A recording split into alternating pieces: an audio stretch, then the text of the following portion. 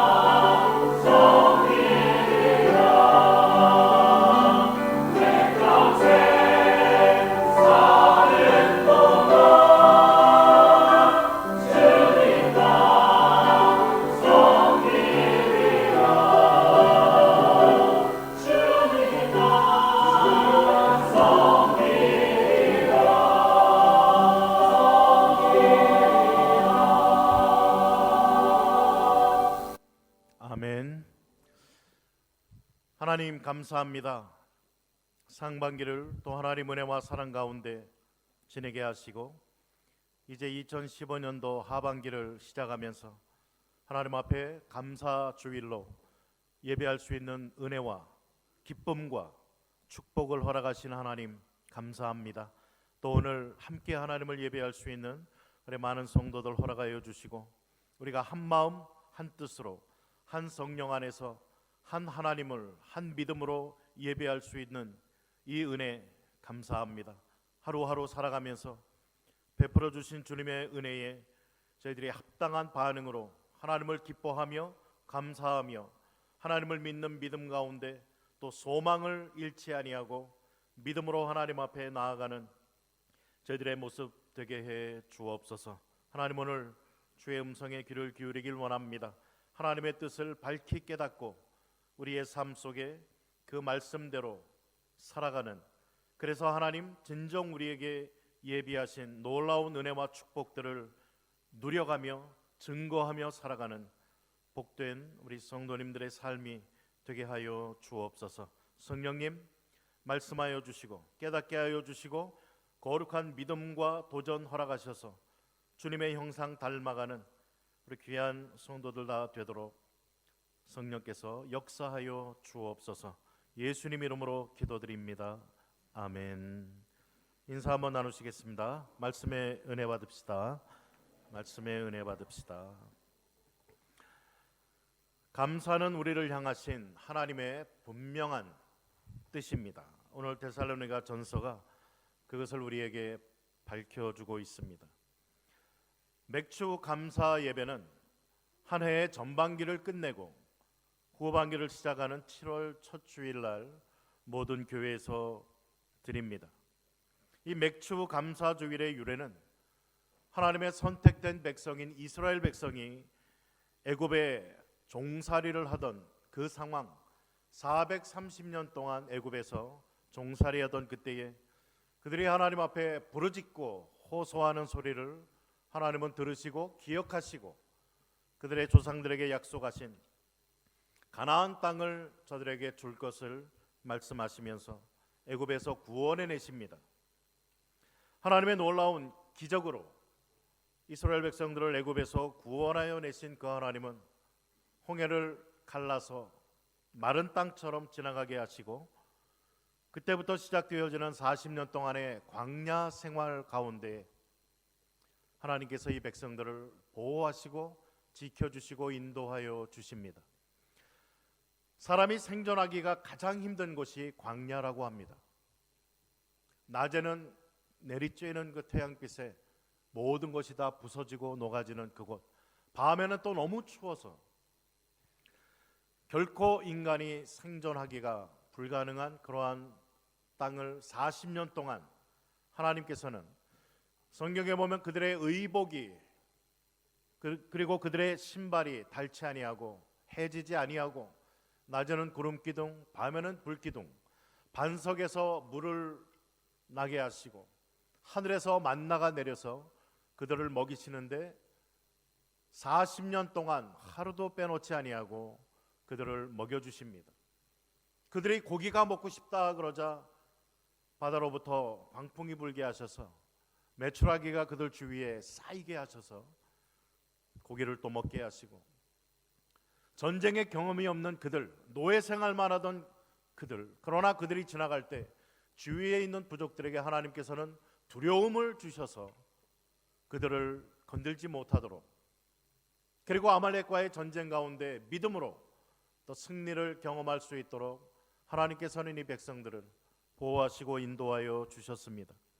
그들이 이제 약속의 땅 가나안 땅 앞에 서서 하나님은 또 한 번 요단강을 가르셔서 육지로 건너가게 하시고 가나안 땅, 젖과 꿀이 흐르는 그 땅에서 그들이 처음으로 씨앗을 뿌리고 농사를 해서 수확을 얻습니다.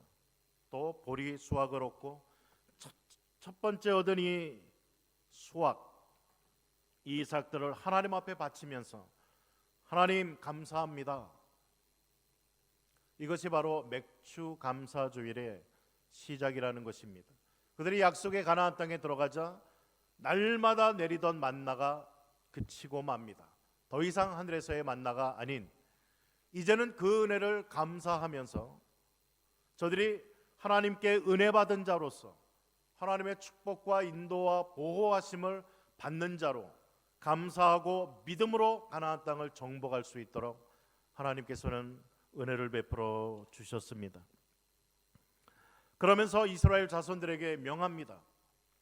너희는 1년에 3번 모든 이스라엘 백성들이 하나님 앞에 나와서 절기를 지키되 이 절기는 영원토록 지켜라 라고 이야기를 합니다. 절기라는 것은 우리에게 얼마나 하나님의 은혜를 기억할 수 있도록 만드는 은혜의 장치요 도구라는 것입니다.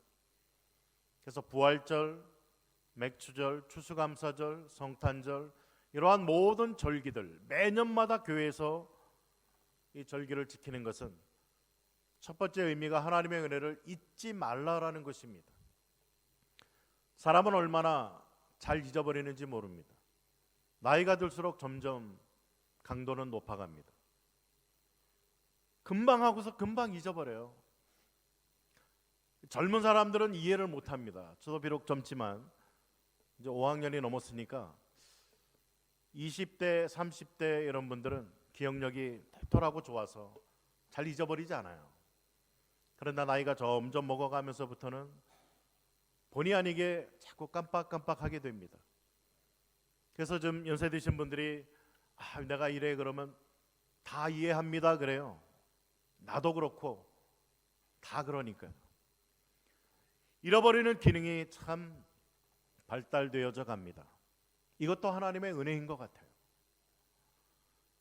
인생이 살아가면서 잊어버리지 않냐고 모든 것들을 다 기억한다면 참 우리의 삶은 너무나 괴롭고 힘들 것 같습니다. 잃어버리는 것 정상적으로 우린 받아들여야 되는데 결코 잊지 말아야 될 것이 있다는 겁니다. 그것이 바로 하나님의 은혜라는 것입니다. 하나님은 우리의 연약함을 너무나 잘 아시기 때문에 절기를 1년에 3번씩 너와 너의 자손들이 영원히 대대로 지켜라, 이것을 기억하고 또 너희 후대들이 잊어버리지 않도록 계속해서 가르치라라고 말씀해주고 있는 것입니다. 그래서 절기를 맞이할 때마다 우리는 마음을 새롭게 다시 한번 흐려졌던 우리의 기억을 되살리고 하나님의 은혜 안에 거해야만 된다는 것입니다. 한 사람이 예수 그리스도를 만나고 예수를 구세주와 주님으로 영접하고 믿게 되면 무엇보다도 삶의 스타일에 변화가 일어나게 됩니다. 우리는 새로운 삶의 스타일을 갖게 됩니다. 이것을 성경적 삶의 스타일이라고 말할 수가 있습니다. 사도 바울은 이런 변화를 가리켜서 옛사람을 벗어버리고 새 사람을 입는다라는 표현을 에베소서에서 쓰고 있습니다. 이 변화는 나의 변화의 근원이 되시는 예수 그리스도, 그분을 내 인생의 새로운 주인으로 영접한 그 순간부터 시작해서 우리의 육신을 내려놓고 벗어버리는 그날까지 계속 점진적으로 변화되어가는 모습, 그리스도의 모습을 닮아가는 모습인 것입니다. 사도 바울은 오늘 우리가 잘 아는 데살로니가서를 편지를 쓰면서 주님을 믿는 모든 그리스도인들에게 이러한 삶의 스타일을 추구하며 살아야 된다는 것을 말해주고 있습니다. 항상 기뻐하라, 쉬지 말고 기도하라, 범사에 감사하라. 이는 그리스도 예수 안에서 너희를 향하신 하나님의 뜻이다 라고 이야기를 합니다. 신약성경에는 이것이 하나님의 뜻이다 라고 말하는 부분이 3번 나옵니다. 하나는 요한복음에서 아들을 보고 믿는 자마다, 예수 그리스도를 믿는 자마다 영생을 얻는 것, 이것이 하나님의 뜻이라고 분명히 밝혀줍니다. 또한 바울 서신에 보게 되면 거룩함을 추구하는 것이 하나님의 뜻이라고 가르쳐주고 있습니다. 그리고 오늘 본문 항상 기뻐하고 쉬지 말고 기도하고 범사에 감사하는 생활, 이 삶의 스타일이 너희를 향한 하나님의 뜻이라고 밝혀주고 있는 것입니다. 오늘 특별히 감사절을 맞이해서 감사에 대해 하나님의 말씀을 좀 상고하기를 원합니다. 감사는 우리를 행복하게 만듭니다. 감사하는 사람의 마음 속에는 행복이 있고 여유가 있고 만족이 있습니다. 감사하는 공동체는 하나님 주시는 평화를 함께 누리게 되어집니다. 감사는 사람의 마음을 참으로 기쁘게 만듭니다. 우리가 지금 무엇을 헤아리고 있는지를 우린 생각해 보아야만 됩니다. 오늘까지 살아오면서 어떻게 삶을 살아오셨습니까? 우리의 삶의 스타일이 과연 어떠했습니까? 우리가 객관적으로 우리 주변을 돌아보면 우리 주변에는 감사할 조건보다는 불평할 조건, 원망할 조건들이, 낙심할 조건들이 훨씬 많습니다. 얼핏 보면은 감사할 조건이 별로 없어 보일지도 모릅니다. 그런데 보면은 어떤 사람은 감사할 여건이 너무나 많은데 늘 그 입에 불만과 불평이 가득한 사람이 있어요.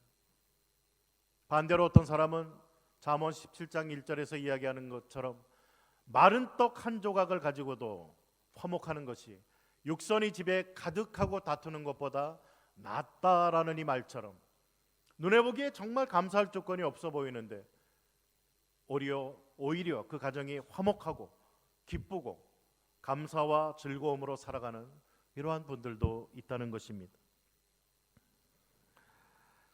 성경에 등장하는 믿음의 사람들 가운데 우리가 자세히 보시면 감사할 조건이 별로 없어 보이는데도 우리 신앙의 선진들은 감사의 조건들을 찾고 만들어서 감사의 생활을 했던 사람이었음을 발견하게 되어집니다. 그 가운데 한 인물이 바로 바울입니다. 바울을 두고 우리의 객관적인 눈으로 보면 그는 감사할 조건이 별로 없었던 사람이었습니다. 그는 철저하게 빈털터리의 인생을 살았던 자였습니다. 그는 결혼을 포기했습니다. 그는 자신의 성공과 명예를 기꺼이 포기했습니다. 그는 자신의 직업도 포기했습니다. 율법의 그 누구보다도 유능한 자였지만 그러한 교사의 이 직분 자체를 포기했다는 것입니다. 그는 건강도 좋지 못했습니다. 그래서 교인들이 눈이 또 시력이 너무 안 좋아서 눈이라도 빼어서 주고 싶은 그러한 심정이 들게끔, 그리고 허리도 굽었다고 이야기를 하고 육체적으로 흠모할 만한 것이 없었던 그러한 자였다고 합니다. 글은 너무나 잘 썼지만, 유능했지만 그가 말을 하면은 너무나 말을 잘 못해서 어눌해서 사람들이 잘 알아듣지 못했다고 합니다. 유두거는 3층에서 졸다가 떨어져서 죽는 정도로, 졸음이 올 때는 있습니다만 그 이상으로 가시면 곤란합니다. 옆에서 은혜의 도구를 이렇게 꼬집어 주셔야 돼요. 그래서 다시 깨어날 수 있도록. 정말 육체적으로 볼 때 흠모할 게 없었던 그러한 바울, 그뿐이었습니까? 그는 가는 데마다 사람들에게 왕따를 당하는데요, 보통 왕따가 아니에요. 죽이려고 그냥 돌 던지고 또 죽었다가 살아나기도 하고, 그의 인생 끝나는 날까지 핍박이 끊이지가 않았습니다. 사람들이 작정하고 그를 죽이려고 가는 데마다 쫓아다니고 폭동을 일으키고 법정에 호소해서 감옥에도 갇히고 매도 맞고 말할 수 없는 그러한 고통들을 당합니다. 그러한 가운데 철저한 외로움을 그는 경험하며 살았던 사람이었습니다. 그럼에도 불구하고 사도 바울의 서신서를 보면 입을 열 때마다 그는 감사하라, 범사에 감사하라, 내가 다시 말하노니 기뻐하라 라고 하면서 감사와 기쁨의 메시지를 증거했던 사람이었던 것입니다. 안타깝게도 현대인의 삶은 점점 메말라가고 또 영적으로도 점점 침체되어져 가는 모습들을 우리는 흔히 볼 수 있게 되어집니다. 이러한 삶에는 한 가지 공통점이 항상 있습니다. 그것이 바로 감사가 없다는 것입니다. 감사를 점점 잃어버려 갑니다. 우리가 행복해지려면 감사의 눈을 떠야만 됩니다. 많이 가졌다고 행복해지는 것이 아닙니다. 감사하는 사람만이 행복을 이야기할 수가 있습니다. 행복은 소유의 크기가 아니라 감사의 크기에 비례한다는 것입니다. 감사하는 사람은 행복한 사람, 감사가 바로 행복의 문을 여는 열쇠라는 것입니다. 열쇠가 아무리 지어져도 열고 들어가야 혜택을 누리지 않습니까? 유대인들의 인생 독본인 탈무드를 보면 세상에서 가장 행복한 사람은 다름 아닌 감사하는 사람이다라고 저들은 말을 해주고 있습니다. 그런데 이 행복에는 절대 기준이 없습니다. 어느 선에 올라가야 우린 행복하다 아니면 불행하다 정답이 없습니다. 행복에는 어떤 교과서나 참고서가 있는 것도 아니고 공식이나 모범 답안이 있는 것도 아닙니다. 행복은 다만 우리 각자 자신이 만들어가는 것입니다. 스스로 생각하고 느끼는 정도에 따라 행복의 크고 작음이 결정되어집니다. 저도 우리 딸들에게 말합니다. 감사의 조건들을 찾아보라. 누리고 있는 것이 얼마나 감사한 것인가. 당연한 것은 하나도 없다는 거예요. 우리가 누리고 있는 모든 혜택들, 이 모든 것들은 다 감사의 제목들이라는 것입니다. 어제 청년들에게도 좀 해보라 그랬는데 아마 별로 안 해봤으리라 생각이 됩니다. 아빠가 감사한 20가지 이유, 모두 귀에 익지 않습니까? 아버지 학교나 어머니 학교나 부부 학교 이런 데 가면 꼭 그것을 쓰게 만듭니다. 아내가 사랑스러운 20가지 이유. 이 쩔쩔매는 분이 있어요. 며칠 거기서 힘들게 해왔다고. 예, 20가지 힘들면 10가지도 좋습니다. 자녀가 사랑스러운 10가지. 감사의 조건들을 기억해내기 시작하면 우리의 마음속에 행복이 밀려드는 것을 우리는 경험하게 되어진다는 것입니다. 어떠한 사람이 좀 밉게 보이면은요, 탁 한번 써보세요. 그가 감사한 5가지 이유. 5가지 넘지 않겠어요?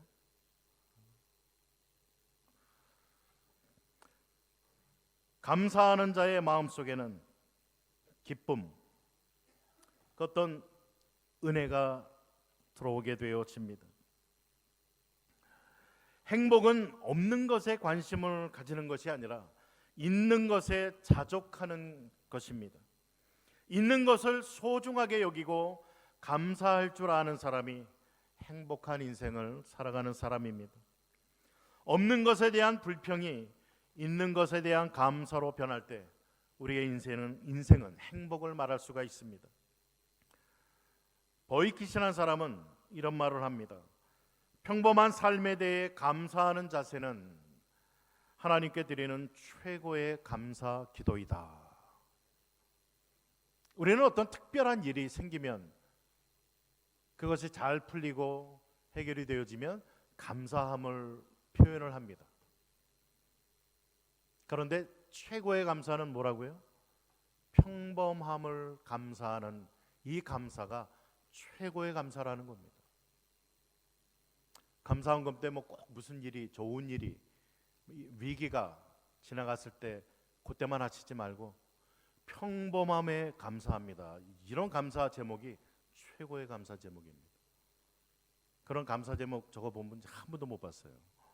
근데 정말 그 감사가 가장 하나님 앞에 드리는 최고의 감사라는 것. 가장 평범한 하루가 가장 행복한 하루라는 것을 우리는 알 수 있게 되어집니다. 감사의 눈을 뜨면 감사의 조건이 그리 멀리 있지 않다라는 것을 발견하게 됩니다. 아주 가까이 있습니다. 나 자신을 바라보면 감사의 제목이 얼마나 넘치는지 몰라요. 우리의 가정, 우리의 교회, 주위를 바라보면 하나님 앞에 우리는 풍성한 감사를 드리지 아니할 수 없다는 것입니다. 돌아보면 모든 것이 은혜요 감사입니다.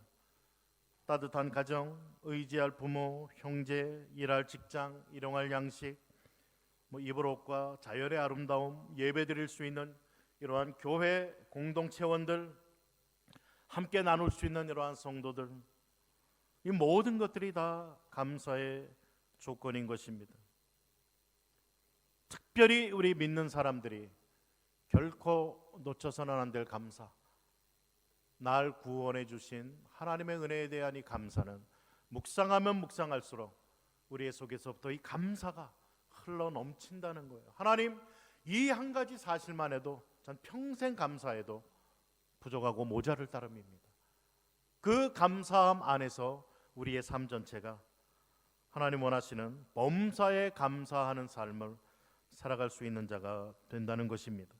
우리의 삶 속에 다가오는 환난이나 시험조차도 감사의 눈으로 바라보면 내게 유익한 하나님의 선물이 되어집니다. 왜냐하면 하나님은 환난과 고통 속에 정금과 같은 보화를 숨겨 놓으시기 때문입니다. 그런데 우리가 왜 이러한 감사를 드리지 못합니까? 첫 번째는 일어난 일들이 우연이라고 생각하기 때문에 그렇습니다. 어쩌다 보니까 재수 좋게 이런 일이 생겼다. 우연이라고 생각할 때는 감사의 마음이 생기지 않게 되어집니다. 그냥 다행이라고 생각하게 돼요. 우리의 삶은 하나님의 손에 붙들려 있고 하나님은 온 세상을 주관하시는 유일 절대 주권자라는 사실, 참새 한 마리도 하나님의 뜻이 없이는 떨어지거나 팔리거나 하는 일이 없다라고 성경은 이야기하고 있습니다.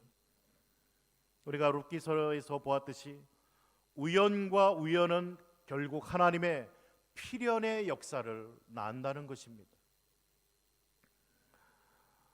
혹시 살아가고 있는 이러한 삶 가운데 이런 일 참 우연이었고 다행이었다라고 생각이 든다면 생각을 바꾸셔야 됩니다. 우연이 아닌 하나님의 필연이요 하나님의 특별한 섭리가 그 안에 있었다는 것을 우리는 발견해야만 됩니다. 두 번째는 무엇이든지 내가 했다고 생각할 때 감사가 사라집니다. 내가 했으면 내가 잘난 거예요. 내가 자랑하고 내가 똑똑해서 내가 지혜로워서 내가 능력이 있어서 내가 할 때는 감사가 설 자리가 없습니다. 내가 했습니다만 하나님의 은혜 때문에 내가 할 수 있었다는 거예요. 하나님의 도우심 때문에, 하나님의 보호하심 때문에, 하나님의 인도하시고 긍휼히 여기시고 역사해 주셨기 때문에 이 모든 일을 행할 수 있었다라는 것, 나를 통해 해주셨다는 것에 대한 감사와 감격이 흘러넘쳐야 됩니다. 그래서 이 모든 일이 다 하나님의 은혜다라는 고백이 크리스천의 바람직한 고백이라는 것입니다. 세 번째는 남보다 적게 받았다고 생각할 때 감사가 자리를 잃게 되어집니다. 비교의식, 이것은 감사를 방해하는 큰 적입니다. 비교의식은 다른 각도에서 보면 욕심의 또 다른 얼굴이라는 거예요.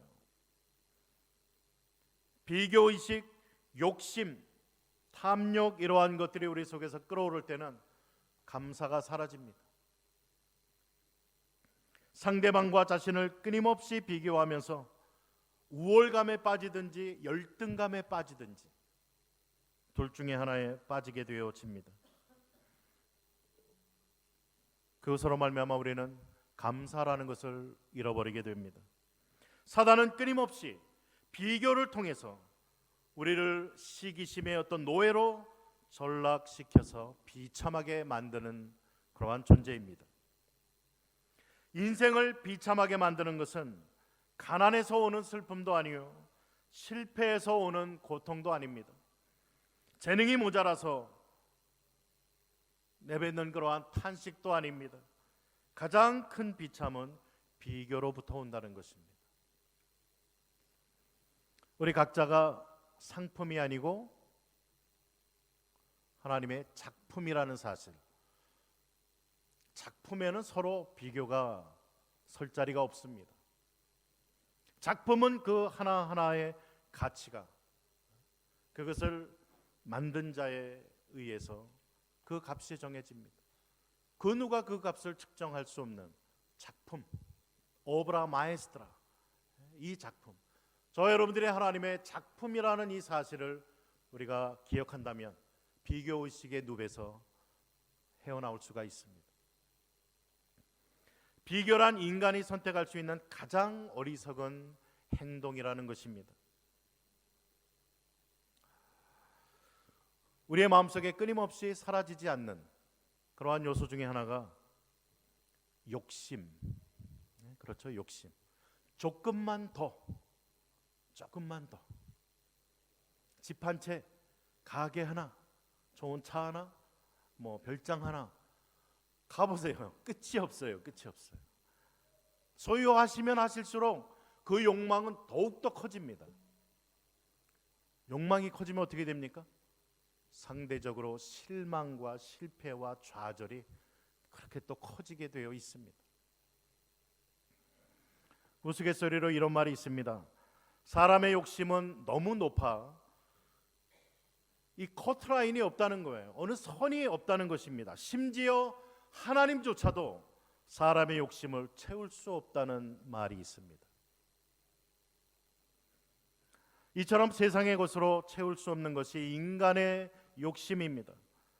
사람은 어느 하나를 간절히 원하다가 그것을 소유하게 되면 잠시 기뻐하고 만족하다가 그것보다 더 큰 것을, 더 나은 것을, 더 편한 것을, 더 맛있는 것, 더 멋있는 것 찾아 끊임없이 요구하는 이러한 존재입니다. 이것의 결과는 불평, 불만, 원망, 좌절의 늪에 빠지고 만다는 것입니다. 자제할 줄 모르는 인생, 이 인생의 특징이 불평으로 드러나게 되어 있는 것입니다. 그리고 마지막으로 감사하지 못하는 이유, 염려에 대해서 종종 말씀드렸는데요. 우리가 염려하는 96%는 우리의 힘으로 아무 해결할 수도 없고 그 중에 85% 이상은 일어나지 않는 일, 그리고 우리의 힘으로 어찌할 수 없는 일, 우리가 그나마 조금 영향을 끼칠 수 있는 영역이 4%라는 거예요. 4%. 100가지를 염려하신다면 그 중에 4가지만 내가 영향을 끼치거나 나의 삶 속에 그 일이 일어난다는 거예요.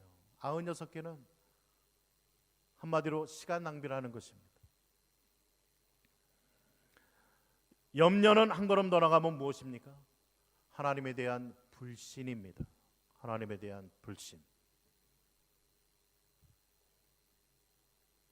그래서 주님은 이렇게 말씀하십니다. 마태복음 6장 34절에 그러므로 내일 일을 위하여 염려하지 말라. 내일 일은 내일 염려할 것이요. 다른 번역본에 보면은 내일 일은 내일이 염려하게 놔둬라. 오늘의 일만 생각하며 살아가기도 힘들다는 것이에요. 내일은 우리에게 어떤 맡겨진 그러한 날이 아니라는 것입니다. 미래의 일을 앞당겨서 염려하지 말라는 것입니다. 이게 죄입니다. 죄. 사실 감사와 불평은 우리의 삶에 공존합니다. 우리의 삶의 모든 현장에 감사와 불평은 함께 있습니다. 그래서 내가 감사의 조건을 찾으면 감사할 일이 끊이지가 않아요. 그러나 똑같은 상황 가운데서 불평할 거리를 찾으시면 불평거리도 끝이 없습니다. 그런데 불평을 해보시면 한쪽으로 마음이 시원하실진 몰라도 그 뒤편에 마음이 씁쓸해집니다. 어두워집니다. 낙심과 좌절이 되어지고 우리의 마음이 참 나만 그런 것이 아니라 내 주위에 있는 사람에게도 그러한 좋지 않은 그런 바이러스를 전달하게 된다는 것입니다. 사람의 행복은 환경에 있지 않습니다. 내가 무엇을 선택하느냐에 달려 있습니다. 즉, 내 책임이라는 것입니다. 불행하게 사는 거요, 내가 선택한 것입니다. 행복하고 기쁘게 사는 것, 내가 선택하는 것입니다.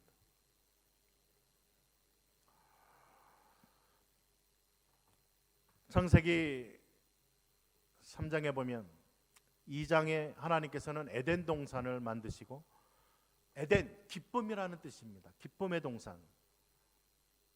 사람에게 모든 것 네가 마음껏 모든 것을 다 먹어라. 그 중에 하나만 네가 피조물임을 잊지 마라. 네 위에 하나님이 계심을 잊지 마라라고 선악과 하나만을 금하셨습니다. 모든 것을 다 누리고 살 수 있었던, 정말 기뻐하고 감사하며 살아야만 되는 그곳에서도 원망이 있었고 불평이 있었고 죄로 인한 타락이 있었다는 것입니다. 감사는 하나님이 우리에게 주신 선물인 반면에 원망과 불평, 이것은 사단이 우리에게 뿌려놓는 그 악의 그러한 씨라는 것입니다.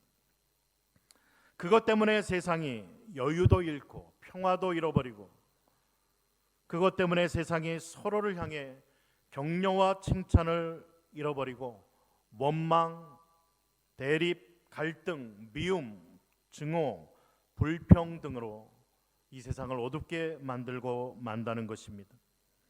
우리에게 이러한 죄의 속성이 있기 때문에 정말 우리의 본성에는 감사가 익숙치가 않습니다. 그렇기 때문에 자꾸 적용하셔야 돼요. 작은 것에 감사를 생활화하셔야 됩니다. 집에서부터 하셔야 돼요. 집에서부터. 저도 그렇게 생활화가 쉽지가 않은데요. 몇 개 먹는 음식 하나하나 다 감사의 제목이에요. 그리고 음식을 준비해 주신 그런 아내나 준비해 준 그러한 분들에게 정말 음식 대할 때마다 감사하셔야 돼요. 우리의 삶의 모든 영역이 다 그렇지 않습니까? 당연한 거 하나도 없어요. 감사를 우린 생활화해야만 됩니다. 이러한 아주 공감되는 말이 있습니다. 행복은 감사의 문으로 들어와서 불평의 문으로 나간다는 것입니다. 감사하는 자에게는 행복이 들어오는데요, 불평하는 자에게는 이 감사가 불평의 문으로 나가버린다는 거예요. 축복도 감사의 문으로 들어오고 불평의 문으로 나아간다는 것입니다. 다윗은 우리가 잘 아는 시편 23편 1절에 여호와는 나의 목자시니 내가 부족함이 없으리로다. 하나님께서는 우리를 구원하여 주시고 이 땅을 살아가면서 우리와 항상 동행해 주시면서 구원의 완성을 이루어 주시고, 우리가 요한복음 대제사장적 기도인 그 17장에 보게 되면 예수님이 하나님 앞에 기도하십니다. 내가 하나님 안에 있는 것처럼 저들도 내 안에, 또 내가 저들 안에, 하나님이 저들 안에 우리가 하나 되게 하소서라는 기도를 드립니다. 하나님 우리에게 원하시는 것은 하나됨입니다. 긴밀한 그러한 교제 가운데 우리의 삶을 하나님께서 온전히 인도해 주시는 그러한 삶, 우리의 신앙생활은 그렇기 때문에 감사가 항상 감사할 수 있고 항상 기뻐할 수 있고 그 하나님의 은혜를 맛보고 누리며 이 땅에서 살아갈 수가 있다는 것입니다. 물론 영원한 그 하나님의 나라의 온전함의 어떤 그런 것은 이 땅에서는 누릴 수가 없습니다. 그러나 종종 그것을 맛보고 점점 그 의미를 알아가면서 하나님 우리에게 원하시는 주님의 모습을 닮아가고 주와 하나 되어지는 이러한 은혜의 역사, 이것을 우리로 하여금 누리기를 원하신다는 것입니다. 시편 50편 23절에 감사로 제사를 드리는 자가 나를 영화롭게 하나니 그의 행위를 옳게 하는 자에게 내가 하나님의 구원을 보이리라 라고 말합니다. 오늘 데살로니가전서 5장 18절은 범사에 감사하라 이는 그리스도 예수 안에서 너희를 향하신 하나님의 뜻이다 라는 이 말씀 오늘 꼭 붙드시고, 감사의 생활을 통해 하나님 우리에게 예비하신 천국을 경험하시고 만들어 가시는 그런 복된 성도님들의 삶 되시기를 주님의 이름으로 축복을 드립니다. 시간 한번 기도하기를 원합니다. 이 3분 동안 하나님 감사를 다시 기억하고 주님을 감사하며 주님으로 만족하며 감사로 인해 주어지는 행복과 축복들을 누려가는 그런 우리의 삶 되게 하옵소서. 하나님 앞에 기도하겠습니다. 하나님 감사합니다. 오늘 맥주 감사 주일 예배로 하나님 앞에 예배하면서 정말 우리의 지나온 모든 삶의 걸음걸음이 하나님의 은혜의 결과였음을 기억하며 감사를 드립니다. 하나님 우리가 깨닫지 못하는, 미처 느끼지 못하는, 생각지도 못하는 그러한 때에라도 하나님은 구원받은 저희들을 지켜주시고 보호해주시고 인도해주시고 우리의 필요를 채워주시고 그리스도의 장성한 분량에 이르기까지 인도해 가시는 주님 감사합니다. 정말 주님이 하나님 안에 하나인 것처럼 우리도 주님 안에 또 하나님 안에 하나가 되기를 원하시는 하나님, 더욱더 하나님과의 친밀감을 구하게 하시고 주님으로 만족하며 기뻐하며 감사하며 주님을 우리의 삶 속에 절대 기쁨의 근원자로 모시고 주님만을 믿는 믿음으로 하나님 내일을 향해 나아갈 수 있는 저희들 되게 해 주옵소서. 하나님 감사를 통해 하나님 우리에게 주시는 천국의 기쁨을 함께 맛보고 누리며 전하며 살아가는 저희들 되어질 수 있도록, 또 우리 충현 믿음 공동체 되어질 수 있도록 하나님 역사하여 주옵소서. 하나님 감사드립니다. 주님을 찬양합니다. 하나님 안에서의 기쁨과 은혜와 평강이 우리 가운데 충만케 하옵소서. 하나님 감사합니다. 주님으로 저희들이 기뻐하며 만족하며 하나님 이러한 삶을 통해 우리로 하여금 누리기를 원하시는 풍성한 은혜와 축복들을 온전히 누려가는 저희들 되게 해 주옵소서.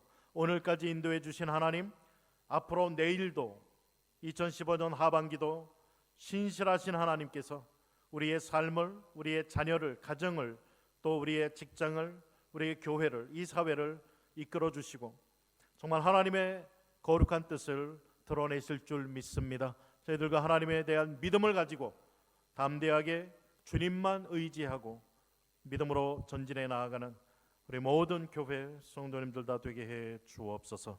감사드리며 예수님 이름으로 기도드립니다. 아멘. 우리 말씀 생각하시면서 1000번을 불러봐도 1000번, 10,000번을 불러봐도 하나님의 은혜와 사랑, 감사 정말 부족할 수밖에 없습니다. 찬양 부르시면서